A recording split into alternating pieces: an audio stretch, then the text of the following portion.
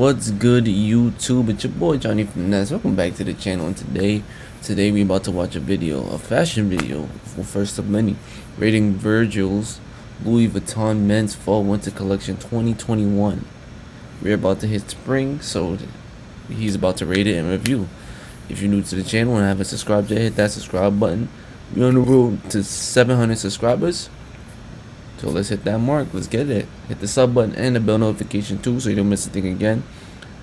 Also, smash the like button too, bro, and the bell notification too, so you don't miss a thing, bro. Come on now. Let's get into it. Hey everyone, welcome back to Threaducation. In this video, I'll be doing a full review of Virgil Abloh's Fall/Winter 2021 menswear collection for Louis Vuitton, and at the end, I'll be giving you my rating of the collection out of 10. So let's get right into it. This collection debuted on January 21st of 2021, and it was actually presented in the format of a film titled Peculiar Contrast, Perfect Light. You can watch it in its entirety on louisvuitton.com, and if you haven't already, I highly encourage you to do so. Even though it had elements of a traditional fashion show in the sense that models were showcasing pieces from the collection on a runway, it was woven in with this story aided by a spoken word narration and even a performance from the legendary Yassine Bey. Now obviously this isn't the first time Virgil has done something like this, but he's never gone this far before with the concept of a cinematic fashion show. And if you ask me, I want him to keep pushing this concept further and further. He's bringing clothes of meaning. Feel me? Close of meeting. Of course, we're all looking forward to the time when there can be audiences at fashion shows again. But this film really highlights the fact that there's something special about being able to showcase a collection without being bound to a single location, certain camera angles, lighting, viewpoints, the list goes on. It's really evident that Virgil spent a lot of time carefully staging the interior for this showroom, and the installation here actually reminds me a lot of the Alpine marble walls from his photo shoot at the Barcelona pavilion. Now, in terms of the collection itself, there are a few interesting things going on that I want to talk about. Foremost, I feel like this collection was, in many ways, a continuation of Virgil's Fall 2019 menswear collection for Louis Vuitton. Okay. Not in every sense, but you can definitely see some similarities. Like Even what? though they take different approaches, both collections sort of... I can understand why, because of like the hats, the way the suit is fitted. But this is a whole different jacket, and the suit you can do so much with a suit. You feel me?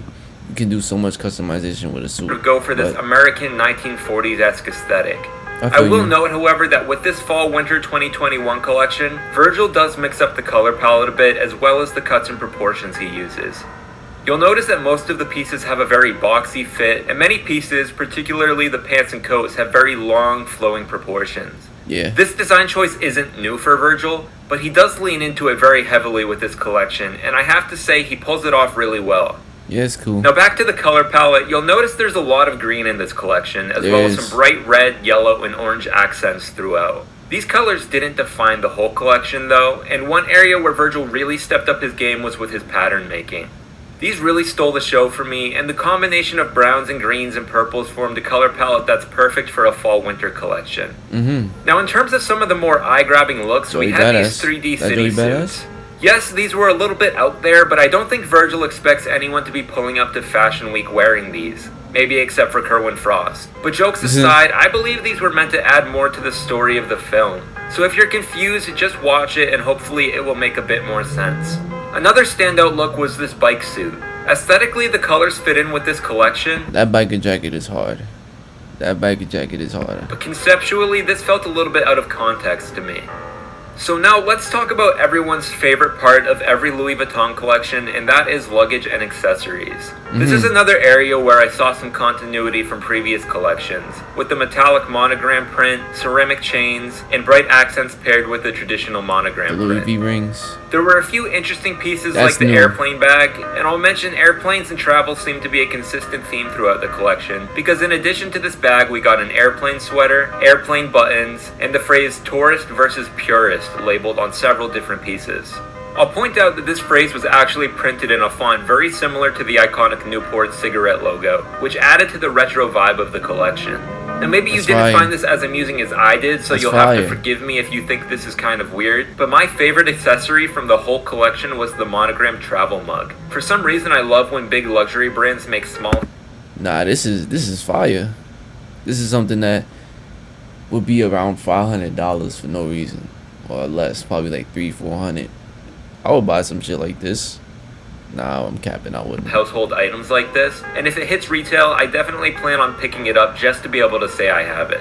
Yeah. So now that we've gone over most of the collection, let's wrap. Wait. Is it like a whole cup?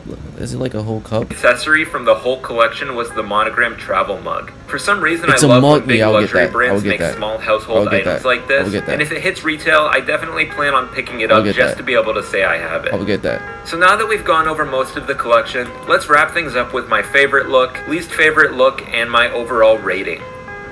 My least favorite look we already talked about, so no surprise there. But that's it's really a nice not jacket, that though. bad, but like I said, it is just a little bit out of context. Yeah, you got the motorcycle, then a hat that makes no sense with the cowboy boots. Then for my favorite look, I'm gonna have to go with this one right here. This guy looks like a Fortnite character. There are a few others I could have very easily gone with, but like I said, Virgil's pattern making was the highlight of this show for me, and it's really on display here. Not to mention I really love the way the coat sits right over the cowboy boots, and the metallic suitcase in a strange way balances out what is otherwise a very dark color palette. So overall, I'm going to give this show an 8.5 out of 10. I've reviewed other shows before, but this is the first time I'm rating a show. So just to clarify, in my books, an 8.5 is above average. And I think that's fair here because we really did get a new side of Virgil, and I think he nailed it. Even though I'm rating the collection itself and not necessarily the show, I think that Virgil's presentation of this collection played a major part of how it was perceived. And from what I've heard, the initial response to the show has been extremely positive.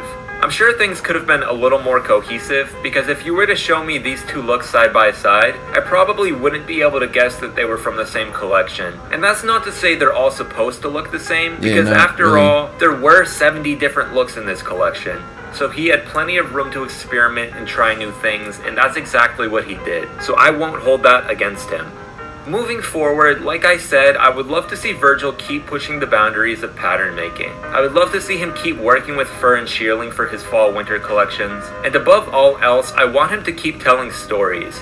Aesthetically speaking, this isn't my favorite Virgil collection of all time, but I do think it is one of his most inspired, and for that reason, it will be one of his most memorable for me. That suit is kind of cool, I guess. So that concludes my review of Virgil Abloh's Fall-Winter 2021 menswear collection for Louis Vuitton. Let me know what you thought of the collection. What is your favorite look? What is your least favorite look? And is an 8.5 out of 10 a fair rating for this collection? If not, tell me what you would have rated it. Also, please let me know if you guys liked this review and want me to keep doing more. I would love for you to keep doing that. And if you do, make sure to subscribe. Makes you understand fashion in a whole nother level outside of streetwear, you feel me?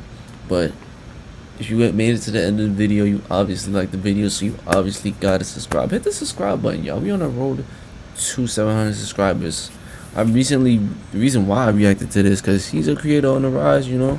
He's doing his thing, doing his numbers, so why not give some respect, some homage, and some